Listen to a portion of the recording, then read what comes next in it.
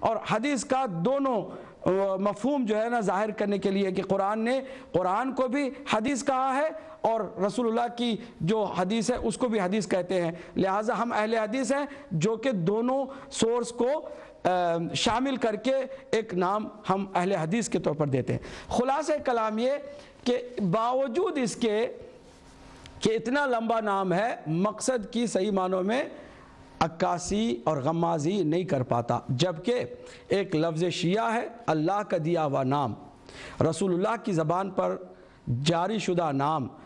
مختصر ایک لفظ ہے، اس کے اندر اس قدر جامعیت ہے کہ اس میں عقیدہ بھی آ جاتا ہے، عمل بھی آ جاتا ہے،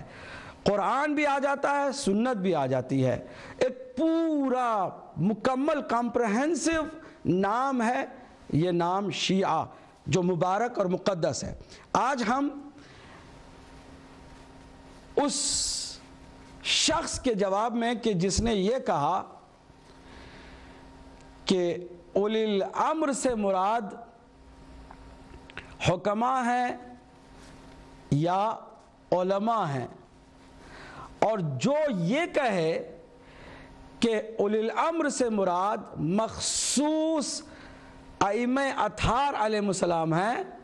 تو وہ بلا دلیل بات کر رہا ہے۔ کوئی دلیل اس بات کے لیے نہیں ہے کہ ہم اولی الامر کو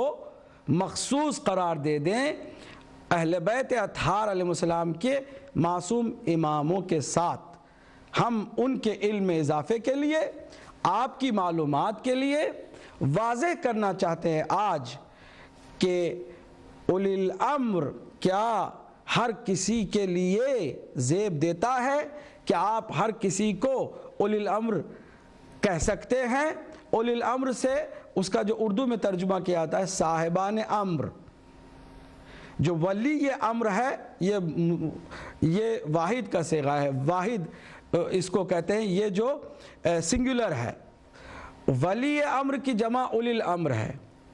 صاحب امر اور صاحبان امر، قرآن مجید نے جہاں اپنی اطاعت واجب کی ہے، جہاں اپنے رسول کی اطاعت واجب کی ہے، وہیں اولی الامر کی اطاعت بھی واجب کی ہے، یعنی تیسری اطاعت ہے صاحبان امر کی اطاعت۔ لیکن صاحبان امر کون ہیں، اس میں بھی اختلاف ہو گیا، اور شیخ کا یہ کہنا تھا کہ صاحبان امر سے مراد صرف ائمہ اطہار اہل بیت کے نہیں ہیں۔ آج ہم آپ کی خدمت میں بتانا چاہتے ہیں کہ صاحبان امر اللہ نے جو واجب کی ہے ہم پر ان کی اطاعت، وہ کون ہیں۔ میں ابتدا میں آپ سے گزارش کروں گا، لیکن آپ سے گزارش کرنے سے پہلے دو آیتیں جو قرآن مجید میں اولی الامر کے سلسلے میں آئی ہیں۔ قرآن مجید میں 2 مرتبہ اولی الامر، اور دونوں مثبت معنوں میں آیا ہے صاحبان امر۔ پہلی آیت جس کی تلاوت ہم نے کی اور آپ دیکھ رہے ہیں اسکرین پر، سورہ نساء کی آیت نمبر 59 ہے، آیت نمبر 59، یا ایھا الذین آمنوا، اسی ایک آیت کو مس کیا گیا ہے، یا ایھا الذین آمنوا، اے ایمان والو، اطیعوا اللہ، اللہ کی اطاعت کرو، وَأَطِيعُوا الرَّسُولَ، اور رسول کی اطاعت کرو، وَأُولِي الْأَمْرِ مِنْكُمْ، اور صاحبان امر کی کہ جو تم میں سے ہیں، فَإِن تَنَازَعْتُمْ فِي شَيْءٍ، اگر کسی چیز میں تم جھگڑا کرو، اختلاف کرو، تو فَرُدُّوهُ إِلَى اللَّهِ وَالرَّسُولِ، اللہ کی جانب اور رسول کی جانب اسے لوٹا دو، ان کنتم تؤمنون باللہ والیوم الآخر، اگر تم ایمان رکھتے ہو اللہ پر اور روز قیامت پر، ذالک خیر واحسن تأویلا، یہی تمہارے لیے خیر بھی ہے اور یہی تمہارے لیے بہترین بات بھی ہے۔ یہاں پر عجیب بات نہیں ہے کہ ایمان والوں سے خطاب کر کے اللہ پھر ایک مرتبہ اگر کے ذریعے سے یاد دلاتا ہے کہ یہ تمہارے لیے خیر اس وقت ہے جب تم ایمان رکھو اللہ پر اور قیامت کے دن پر۔ دوسری آیت ہے قرآن مجید کی اسی سورہ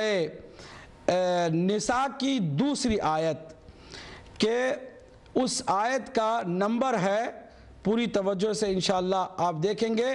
تو آپ کو اس آیت کا بھی پتہ چل جائے گا۔ اسکرین پر آپ کی آیت آ گئی ہے، آیت نمبر 83،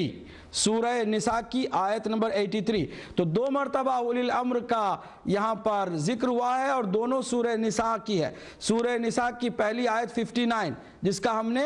آپ کی خدمت میں اطاعت کے وجوب کا جو حکم ہے اس کی ہم نے آپ کے سامنے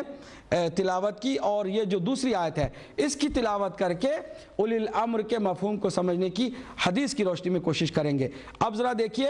اس آیت کی طرف کہ اللہ سبحانہ وتعالیٰ نے فرمایا کہ وَإِذَا جَاءَهُمْ أَمْرٌ مِّنَ الْأَمْنِ أَوِ الْخَوْفِ أَذَاعُوا بِهِ، اگر اور جب ان کے پاس امن یا خوف کی خبر آتی ہے تو فوراً نشر کر دیتے ہیں، یعنی اس کو پھیلا دیتے ہیں بغیر سوچے سمجھے۔ اللہ سبحانہ وتعالیٰ نے فرمایا کہ وَلَوْ رَدُّوهُ إِلَى الرَّسُولِ وَإِلَى أُولِي الْأَمْرِ مِنْهُمْ لَعَلِمَهُ الَّذِينَ يَسْتَنبِطُونَهُ مِنْهُمْ، حالانکہ اگر رسول اور صاحبان امر کی طرف پلٹا دیتے تو ان سے استفادہ کرنے والے حقیقت حال کا علم پیدا کر لیتے، یعنی صاحبان امر کو یہاں پر صاحبان علم کہا ہے، وہ کہ جو کسی طرح سے جہل میں مبتلا نہیں ہے۔ اس کے بعد اللہ سبحانہ وتعالیٰ نے فرمایا ہے کہ وَلَوْلَا فَضْلُ اللَّهِ عَلَيْكُمْ وَرَحْمَتُهُ لَتَّبَعْتُمُ الشَّيْطَانَ إِلَّا قَلِيلًا، اللہ اکبر، کہ اگر تم لوگوں پر خدا کا فضل اور اس کی رحمت نہ ہوتی تو چند افراد کے علاوہ سب شیطان کی اتباع کر لیتے، شیطان کے تابعدار ہو جاتے۔ اب صاحبان امر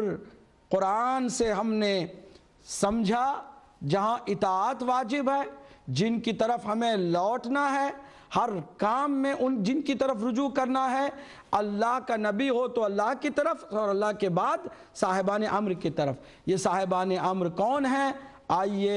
حدیث کی روشنی میں دیکھیں کہ صاحبان امر کون ہیں۔ اعوذ باللہ من الشیطان الرجیم، بسم اللہ الرحمن الرحیم۔ الحمدللہ الذی لا یبلغ مدحتہ القائلون ولا یحصی نعماہ العادون، ثم الصلاة والسلام علی الحبیب المؤید سیدنا و نبینا و شفیع ذنوبنا و طبیب نفوسنا ابی القاسم محمد وعلى آلہ الطیبین الطاہرین المعصومین المنتجبین الہداة المہدیین، اما بعد فقد قال اللہ سبحانہ وتعالی فی محکم الکتاب المبین، بسم اللہ الرحمن الرحیم، یا ایہا الذین آمنوا اطیعوا اللہ و اطیعوا الرسول و اولی الامر منکم، صدق اللہ العلی العظیم۔ سب سے پہلے آپ کو اور ہماری یہ جو ٹیم اس وقت اس پہر میں کام کر رہی ہے اور اپنے تمام ناظرین اور سامعین کی خدمت میں اظہار حقیقت کے پروگرام میں خوش آمدید اور بہت سی دعائیں اور سلام پیش خدمت ہے، اور پروردگار عالم سے دعا ہے کہ وہ ہمارے ان لمحات کو، ان گھڑیوں کو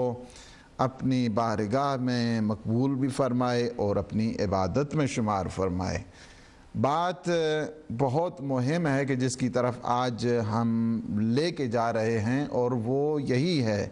کہ 3 اہم یہاں پہ جو مفترض الطاعت جسے کہا جائے کہ جن کی اطاعت کو اللہ سبحانہ وتعالی نے واجب قرار دیا ہے، اور اگر اس سلسلے میں دیکھنا چاہتے ہیں تو جس طرح اللہ کی اطاعت، چونکہ 3 چیزیں بہت مہم ہیں، ایک چیز کہ جس کو کہتے ہیں عبودیت پروردگار، اہل تشیع کا جو نظریہ ہے وہ یہی ہے کہ عبادت غیر خدا کی جائز نہیں ہے اور وہ شرک ہے۔ اگر کوئی خدا کے علاوہ کسی کی عبادت کرتا ہے